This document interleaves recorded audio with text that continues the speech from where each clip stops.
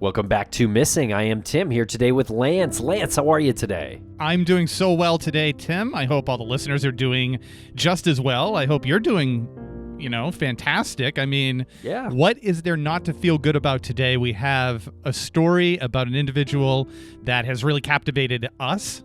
It really sparks the imagination, and it's yet another one that's been masterfully crafted by the great Kathleen Studer. How are you today, Tim? I'm doing well over here. Yeah, very excited to go over this case, the disappearance of Percy Fawcett.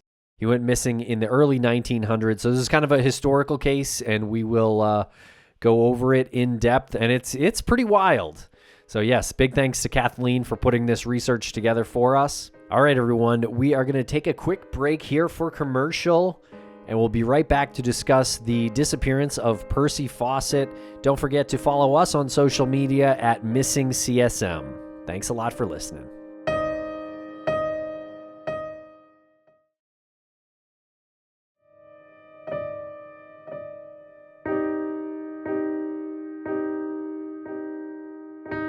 Okay, back here to discuss the disappearance of Lieutenant Colonel Percival Percy Harrison Fawcett.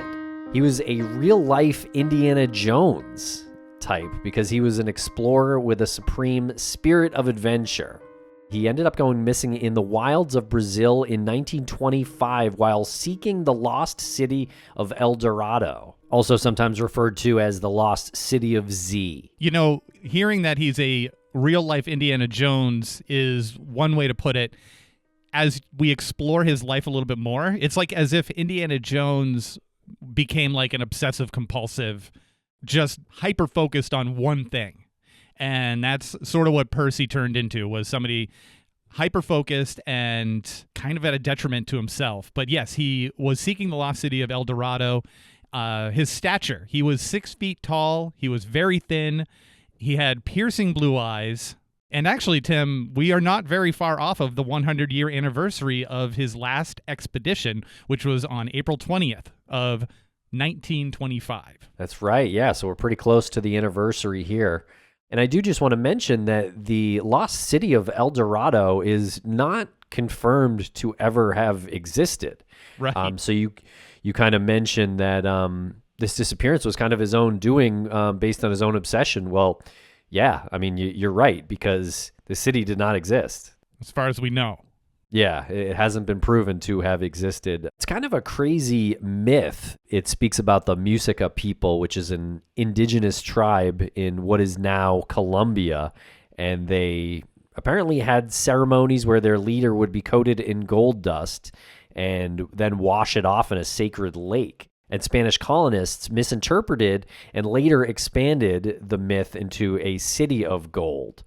So you can kind of see how the rumors got started and sort of pushed around, but I don't think it was the city that Percy thought it was. Right, but once you get that, spirit, once you get that in your head and you have that adventurous type spirit, there's a lot of connections you can make. There's a lot of myth building that you can build up in your own head. So that's something that I think happened to Percy here. He even took a couple of people with him during this, so it wasn't just at the detriment of himself. But we'll get to that. So Percival Harrison Fawcett was born on August 18th, 1867 in Torquay, a seaside town on the English Channel in southwest England. His parents were Edward Boyd Fawcett and Myra Elizabeth MacDougall Fawcett. The Fawcetts were an old shipping magnate family. Edward was a British Army officer and a cricketer who was friendly with the British royalty of the time, and Percy was the second son with an older brother named Edward and 3 younger sisters. And you mentioned Percy's father, Edward Boyd. He was born in India, and he was a fellow with the Royal Geographical Society. So I think that's kind of where Percy's adventurous spirit came from. And Edward's older brother, Edward Douglas, was a mountaineer, Eastern occultist, and the author of several philosophical and adventure books. So that would be Percy's uncle, an occultist. Yeah, and Percy's mother, Myra, was also born in India and had an interest in spirituality. But by 1884, Percy's father, Edward, had a reputation of being a heavy drinker, gambler, and philanderer. And he not only lost his family's fortune, but also his wife's family fortune, too. And Edward Fawcett died in 1884 from tuberculosis when Percy was 17. And Myra, his mom, passed away years later in 1902. And this is just sort of a side thought that I had when I read the part about losing his wife's family fortune as well. And this was back in the late 1800s, right? So I'm wondering how that happens. How do you manage to have access to your wife's family's fortune without being some sort of, I don't know, playing some sort of manipulation game? Because it's not like they were Venmoing him money, you know? I would imagine that he would have to go into the bank and somehow manipulate that to, you know, manipulate the banking to get withdrawals from someone else's bank account. Yeah, it's possible. I guess if they're married, they might have shared a bank account. But yeah, I'm going to guess it was the gambling and the drinking that did it. So after graduating from Newton Abbot Proprietary College at his mother's insistence, Percy entered the Royal Artillery Regiment of the British Army, and he was sent to Ceylon, which is now Sri Lanka, to serve. And it is in Ceylon where he met his future bride, Nina Agnes Patterson. And they were married in 1901, and they spent time in Ceylon together exploring jungles, which was a precursor for a life to come. Also in 1901, Percy followed his father's footsteps by joining the Royal Geographical Society. And the society was formed in 1830 and granted royal charter in 1859. It has been a key supporter of many famous explorers and expeditions. Some notable persons in the society were Charles Darwin, David Livingstone of Dr. Livingstone, I presume, fame, Richard Francis Burton, Ernest Shackleton, and Sir Edmund Hillary. It's kind of a who's who list of early century explorers. Personally, I've always been drawn to the story of Irish explorer Ernest Shackleton, who tried to cross Antarctica. Yeah, that's really cool. And I will say, a little peek behind the scenes, you did send me a text message about how excited you were that Shackleton was mentioned in this. Which is appreciated. So yeah, you said it's a who's who. And I had always heard that Dr. Livingston, I presume, statement, and I really didn't know what it was. So I had to look that up because I've seen it in, like, parodied, I guess, in movies or in other context. And I didn't realize that this was as kind of cool as it turned out to be. It's a greeting that was spoken by explorer and Welsh American journalist Henry M. Stanley, and it was spoken on the shores of Lake Tanganyika in November of 1871, and Stanley had been on an expedition to locate the explorer David Livingstone, who had been missing in Africa for more than 4 years. And he found him, and that's what he said to him. And now that statement is like part of living legend. I just thought that's such a cool side note to this story. And so Percy and Nina would have a son, Jack, who came along in 1903, followed by another, Brian, in 1906. And then their daughter, Joan, was born in 1910.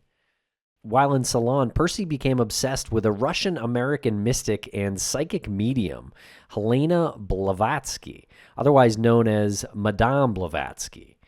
She was the founder of the Theosophy and the Theosophical Society. Founded in 1875, the society proposed the belief of Theosophy, which Madame Blavatsky describes as the synthesis of science, religion, and philosophy.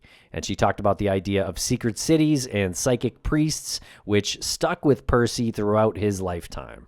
Right, so it's Madame Blavatsky who puts this in Percy's head, that there are these lost cities, these secret cities, psychic priests, but this woman is famous in certain circles now. She is the mother of this Theosophical Society, which back then, I mean, founded in 1875, this was cutting edge stuff, and I can see why Percy would be very in tune with that.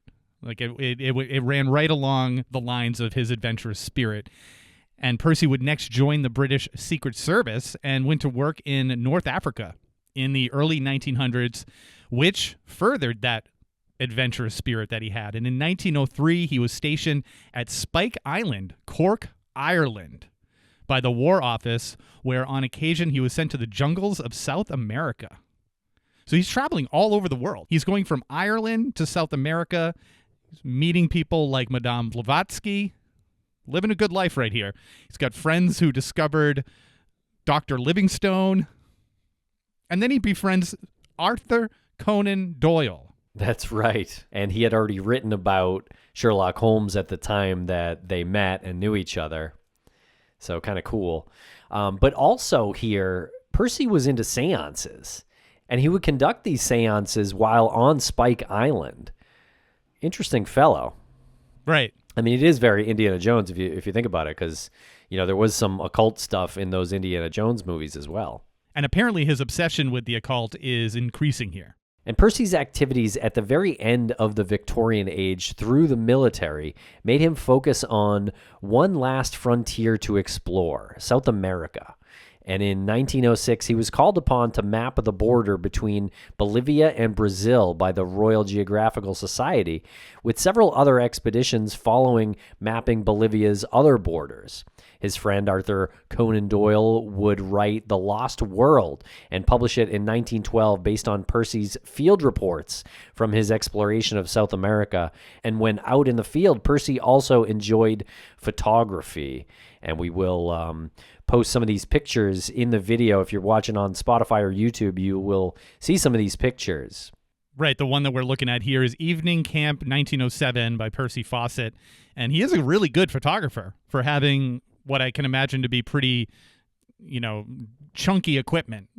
These cameras that they had back then weren't easy to carry around. He probably had a whole case for one of his cameras. So definitely a passion that took a lot of effort. But I just love going back to this. I just love that we can lump in Arthur Conan Doyle here. I mean, his friend, Arthur Conan Doyle, writes a book, and that book is The Lost World, which I think is so cool.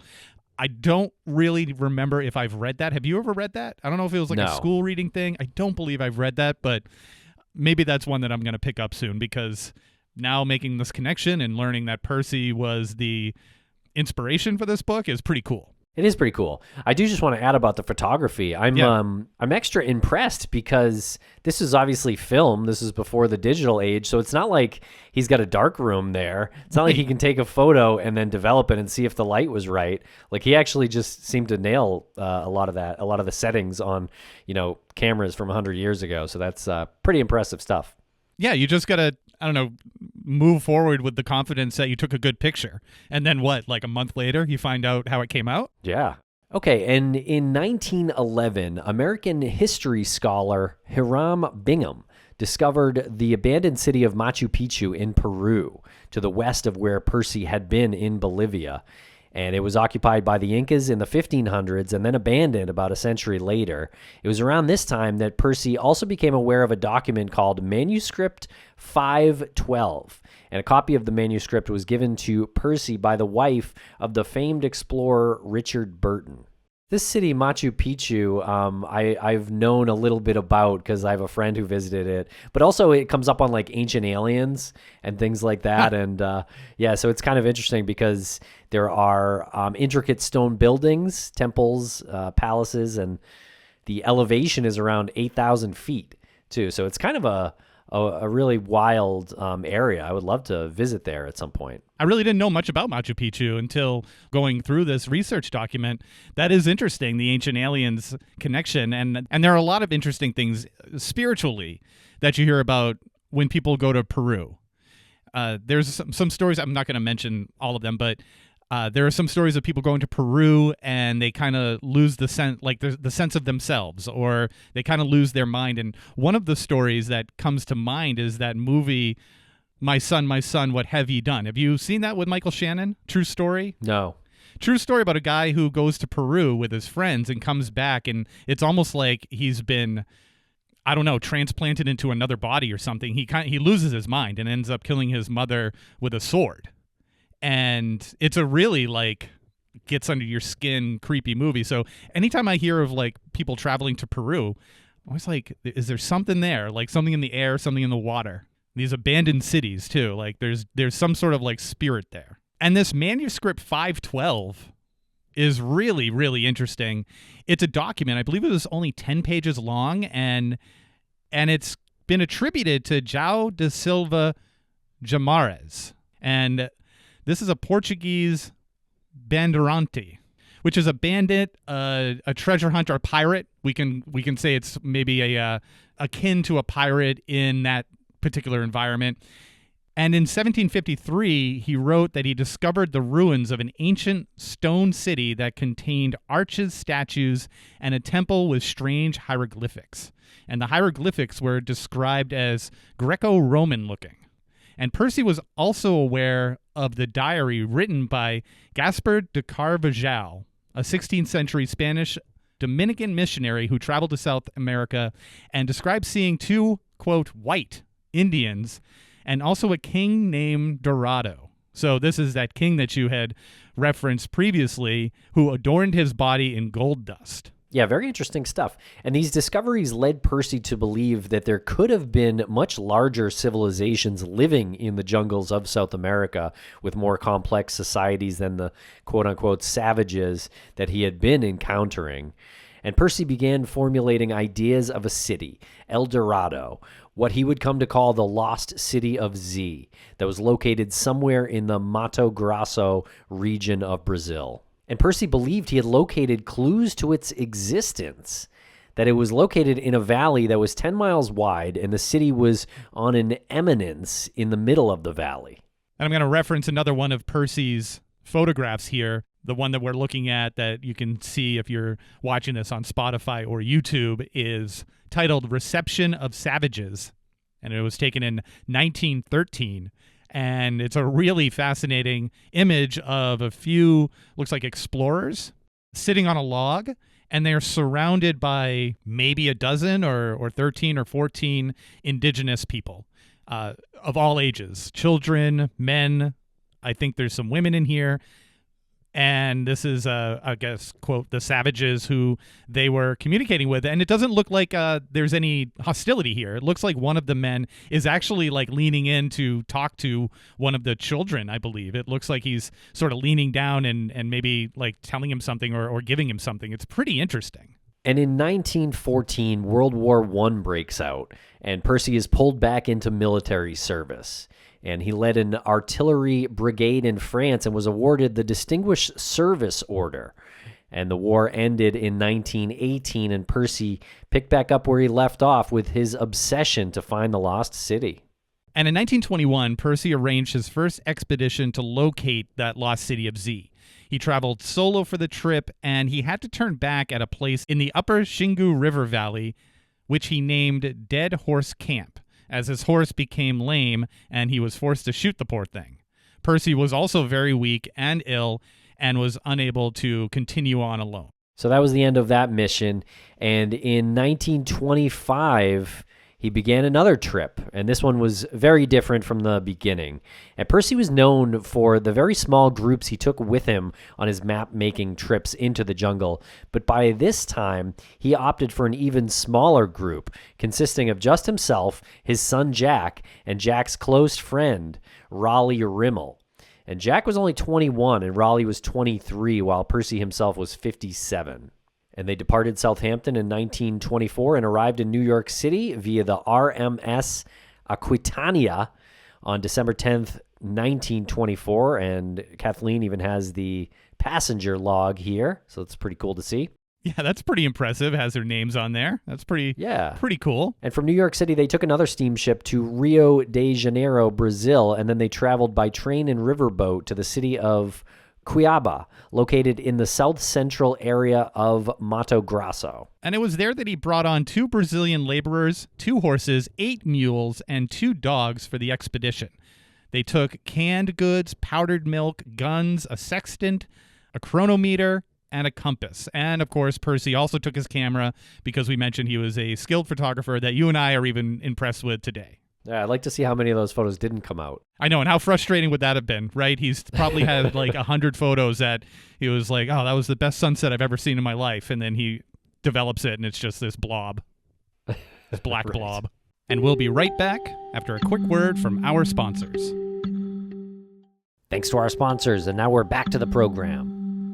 And so the group left from Cuiaba on April 20th, 1925 for this final expedition, and Percy chose to only take Jack and Raleigh for two reasons. One, to keep the trip as secretive as possible. The second was that he believed that Jack was the reincarnation of a Buddhist monk. Okay. Two very bad reasons. How many times do we hear this? Like people going off and not telling anybody where they've gone to, and they don't come back, and just leave a note, let people know. There's no one who's like rushing out here, Percy, to get ahead of you on this Lost City of Z. And the second reason is kind of borderline like detached, right? He believed his son Jack was a reincarnation of a Buddhist monk. And he told them that because a group of Buddhist monks told Percy he would have a son that would have a mole on a particular part of his foot, one with unusual toes, and this person would have the powers of the psychic masters like Madame Blavatsky, which we had talked about previously. And yes, Jack had a mole and unusual toes.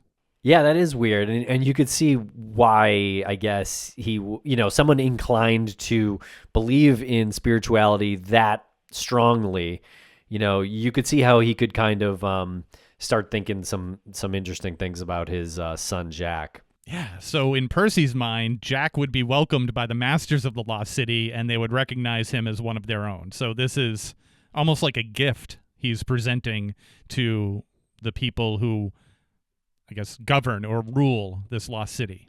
And from Cuiaba, the group traveled north towards the Xingu River Valley, and the area was riddled with bugs. And soon, young Raleigh had been bitten by a tick on his leg, and the bite became infected, and he could only travel by horseback as he was unable to walk. God.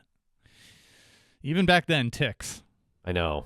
Terrible. And they didn't know what Lyme disease was, so he probably had Lyme disease. Most likely. And so they stopped for 5 days of rest at a cattle ranch on the edge of the frontier, hoping that Raleigh's leg would heal. And from the ranch, they headed north to Bakayri Post, known as the, quote, last point of civilization, end quote, by settlers in the region.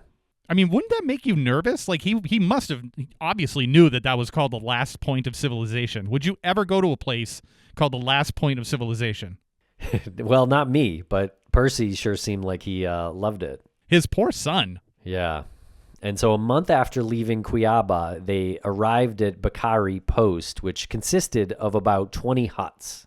And the Bakari are a group of Brazilian Indians who speak a Carib language, and they occupy the area of Paranatinga in the Mato Grosso. The mythical origin of the Bakari is the Sawapa waterfall at the confluence of the Rio Paranatinga and the Rio Verde, near where Percy's group traveled. And on May 19th, 1925, Jack wrote to his mother from Bakayri Post, "I have never felt so well," and that they were making final preparations to go north to an absolutely unexplored country, and that was his quote. On their journey, they had used local runners to make dispatches of their progress back to England. So I'm curious if he actually did feel well. I mean, they've been traveling a long way. One of the Raleigh had his leg bitten by a tick, so he wasn't doing well. And I just wonder if Jack actually was doing well or just wrote this at the behest of Percy to make his mother feel okay and not worry. Yeah, that's a fair question. And the group left Bakayri Post and spent 9 days working their way towards Dead Horse Camp and the Xingu. And they were attacked by the wickedest fly on earth, Yikes. almost invisible, biting like a mosquito and very active. And that was a quote, I guess, from Percy. The jungle was thick, and at Dead Horse Camp, where the bleached bones of Percy's 1921 expedition horse were still visible, they sent the Brazilian helpers and most of the animals back to Cuiaba, as Percy felt the terrain here was too harsh for them. Again, like, this is getting into some serious territory.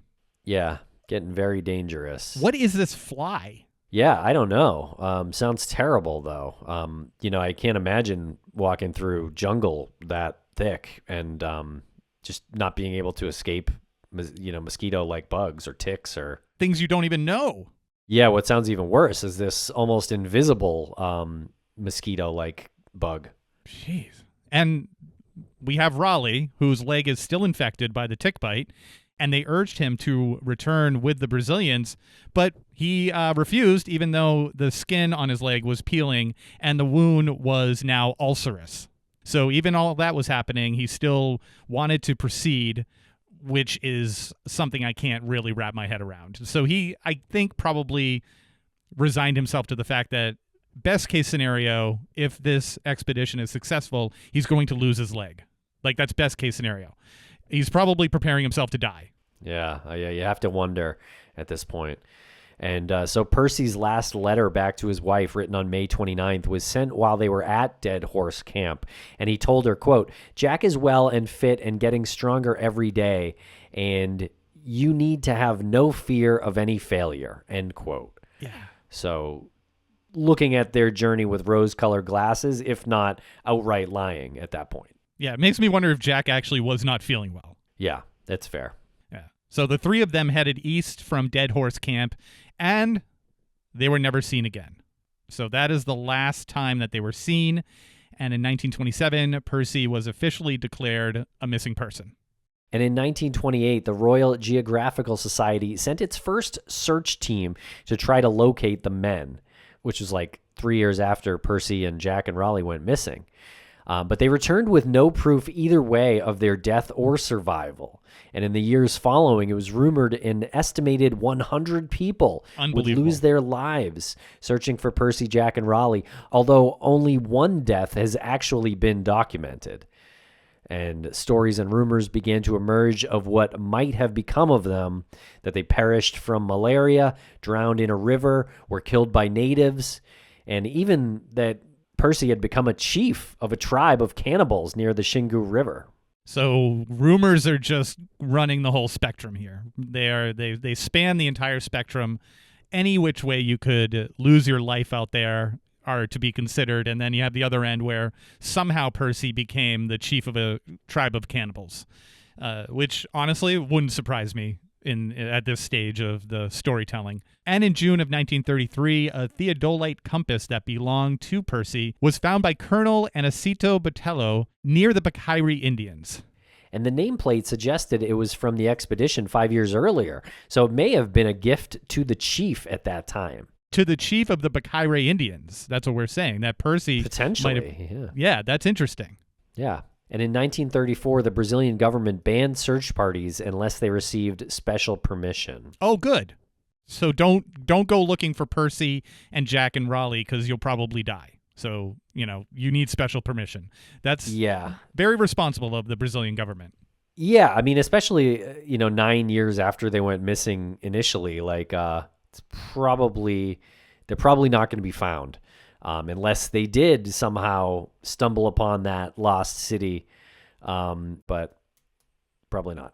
Probably not. And in 1951, an activist for indigenous peoples, Orlando Villa Boas, received skeletal bones that were allegedly the bones of Percy Fawcett. And the first scientific analysis purportedly claimed they were Percy's, but a second analysis confirmed they were not. So as of 1965, those bones were in a box in a flat in Sao Paulo belonging to one of the Villas Boas brothers. And I wonder what the scientific analysis were. So there were two of them. One said that these were Percy Fawcett. The second one said they were not. I wonder if there's are they looking for broken bones that Percy might have had, matching with, broken bones that were on the skeletal remains? Because this is 1951, I don't know what they're doing scientifically. There's no DNA research at this point. Yeah, so I'm not sure how it was confirmed to be Percy's and then confirmed to not be. Yeah, I'm a bit lost on the science of that time as well. And this is a weird one. In 1955, so this is 30 years after this group goes missing, Brian Fawcett, who is Percy's son, his other son, rented a propeller plane and dropped thousands of leaflets over the jungle asking, "Are you Jack Fawcett? If your answer is yes, then make this sign holding your arms over your head. And is P.H. Fawcett still alive?" So those were the writings on the leaflets that Brian dropped over the jungle, apparently, 30 years after they went missing. It was remarkable. So apparently he flew around after dropping the leaflets to see if anybody would respond and react the way he had asked, and apparently not. Yeah, apparently not. And then in 1979, Englishman Brian Ridout heard rumors that Percy's ring, his signet ring, was in a store in Cuiabá, and he tracked down the shop and was able to actually obtain the ring. This is fascinating. This is a fascinating part, and the ring was engraved with the family motto, Nec Aspera Terrent, loosely translated as "Fear no obstacles." Very Percy Fawcett. Yeah, very much. And Nina confirmed that Percy had this ring with him on his last expedition and wouldn't have given it up easily. And the ring is actually now with Percy's family, yeah. Yeah, that's really remarkable. He's clearly not going to give up the ring that easily or at all. I mean, just based on what was engraved on the ring, that's how he lived his life. But how do you even find this? How do you track down this shop? There's a rumor. He hears a rumor that the ring is out there and follows up on a rumor and finds it. That's incredible. That is pretty incredible, yeah. And now it's back with the Fawcetts. Yep, I love it. But here's a weird part. Percy's granddaughter brought the ring to a psychic medium in Switzerland who held it and then dropped it right away. And she said, quote, "There is a lot of blood involved here," end quote. Yeah, they lean on psychics for this one. Yeah, seemed to be the time, right? Yeah, I wonder what else happened in that conversation. Yeah. There's a lot of blood involved here. So Percy's granddaughter then picks up the ring and is like, "Thanks. Good to know." Yeah, certainly makes you wonder, like, what that ring symbolizes now. Did he use it to barter his way out of a jam? Was he killed, or did he die and someone just took the ring and sold it, you know? Yeah. Yeah, and I wonder what else that he had with him is still out there. Like, where did other things go? Where did his camera go? You know, like, yeah, things like that. Yeah, interesting. And we'll be right back after a quick word from our sponsors. Thanks to our sponsors, and now we're back to the program. And it's also been rumored that the Kalapalo people, one of the tribes of indigenous peoples living along the Xingu River, confessed to killing Percy, Jack, and Raleigh. But an elder denies that the tribe had anything to do with their disappearance. And an elderly woman of the tribe told David Grann, author of The Lost City of Z, A Tale of Deadly Obsession in the Amazon, that she remembers seeing a white explorer and his companions when she was a girl. So that could have been Percy, Jack, and Raleigh. And you might recognize David Grann from The Lost City of Z book, but he is also the author of Killers of the Flower Moon. Very cool. The oral history of the tribe tells that the three men were warned not to go eastward into hostile territory. They said the area was controlled by warriors they called the Fierce Indians. The group traveled east despite the warnings, obviously, because it's Percy Fawcett, and the Kalapalo watched their fires for 5 nights, and on the 6th night, there was no fire. And the Kalapalo believed that they had been killed by one of the tribes that they had warned them about. Interesting way to determine how they're getting along, by watching their fires. Yeah, it really is an interesting way to determine where they are, how far they've made it, and whether or not they were, I guess, attacked or not. So yeah, I suppose they were watching these fires in the distance, obviously getting a little further away from them each night. And then on the 6th night, they did not see a fire. So I don't know if they got out of their eye shot, or if that was because something bad happened to them. Right. Probably something bad happened to them. I think it's so incredible that they're told by people who are indigenous to that area, like specifically, don't go there. They will kill you. We call them Fierce Indians. And they must just throw their hands up and be like, all right, We told you, like, can't warn you enough here. But Nina, Percy's wife, never believed that he succumbed to the jungle. And in a letter found in a sewing machine in the early 21st century, written January 7th, 1926, Nina writes to Alfred Vout Peters, a clairvoyant. She asked for a psychometric reading by post. And Kathleen notes here, psychometry is divining information about someone or something by holding an object that may be related.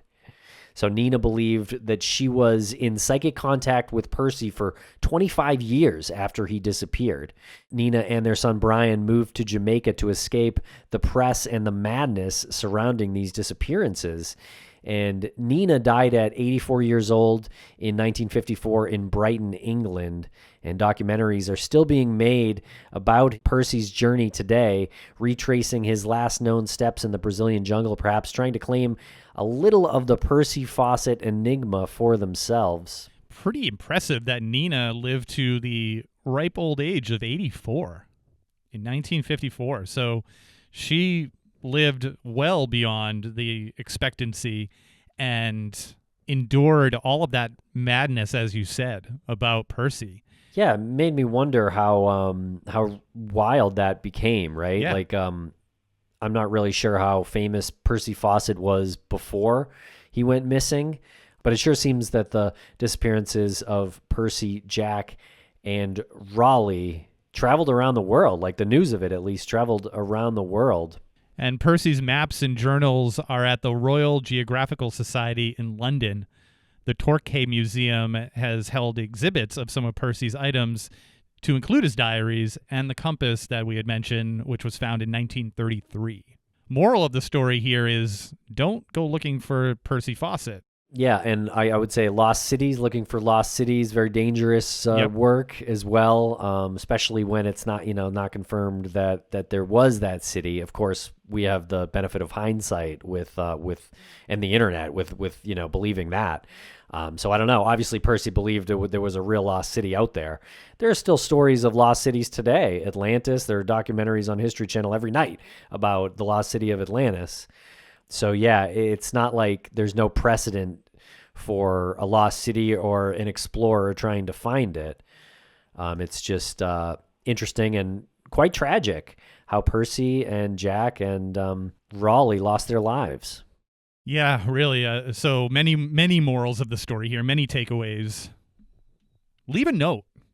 Tell people where you're going. Leave some sort of way out if you get into situations that are escalating to a dangerous level. Also, listen to the locals. Listen to the people who tell you this is not going to turn out well. We're 100% certain of it. It's not going to turn out well. I do appreciate Percy's drive. I appreciate that spirit, that adventurous spirit that he had. But again, going back to the Indiana Jones thing, he's like Indiana Jones if Indiana Jones had a singular crazy obsession that was uncontrollable, because this not only was at the detriment of himself, but also of Jack and Raleigh, and apparently like 100 other people who wanted to go and try to find him. Yeah, I mean, and not to mention, his wife, his daughter, and his son, who spent years, decades after their disappearances wondering what happened and even trying to find them still. Yeah, like at some point his son was renting propeller planes to go drop leaflets into the jungle. It's so sad. It's so tragic.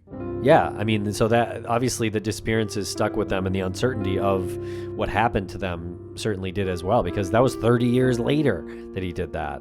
Right. Well, big thank you to Kathleen Studer once again for putting this research document together. Very thorough, and we appreciate it very much. Yeah, wild story. Big thanks to Kathleen. I hope our listeners enjoyed it. Very tragic story. Definitely be careful out there if you're going off exploring.